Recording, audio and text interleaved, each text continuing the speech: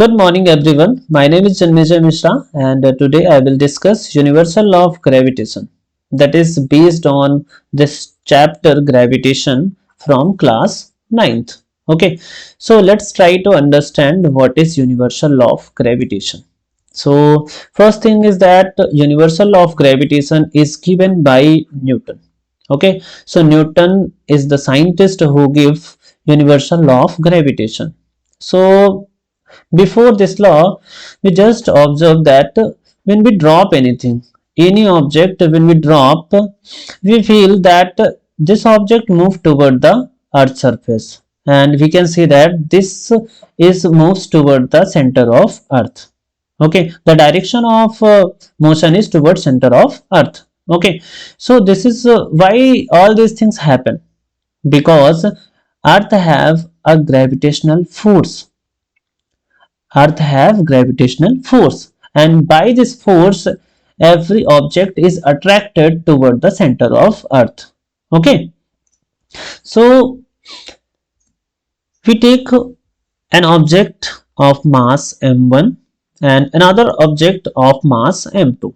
So here first object of mass m1 and second object of mass m2. Okay, and they are separated with a distance r. So according to this law, they attract each other with a force. Just suppose this is a force F1, and this F1 is force on first body due to second body, and this force F2, this is force on second body due to first body. So according to this law, these F1 and F2 is equal in magnitude, equal in magnitude,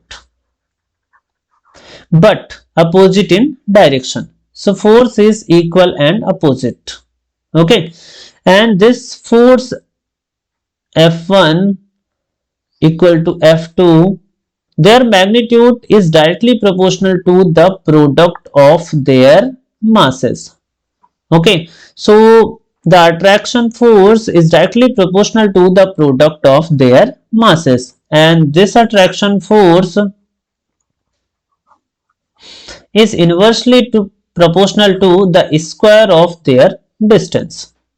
So by this law, when two bodies, here we have visualized with two bodies, if two bodies are separated with r distance and their masses are m1 and m2, so the force between them F is directly proportional to the product of their mass and inversely proportional to the square of their distance.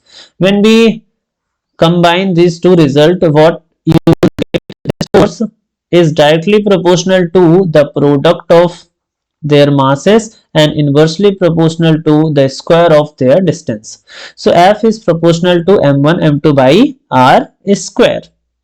When you balance this, you will get a constant g, m1 m2 by r square.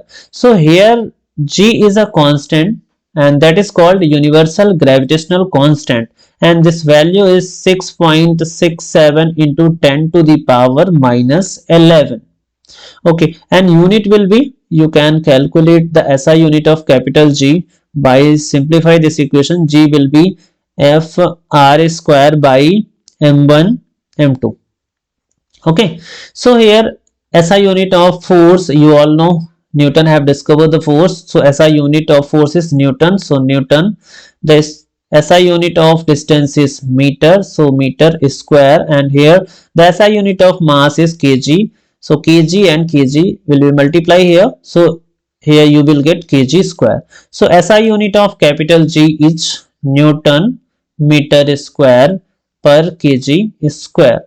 So this is the value of capital G, 6.67 into 10 to the power minus 11 Newton meter square per kg square, and G is the universal gravitational constant.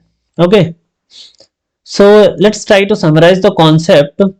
Newton's law of universal gravitation states that every particle attracts every other particle in the universe with a force and this force is directly proportional to the product of their masses and inversely proportional to the square of the distance between them.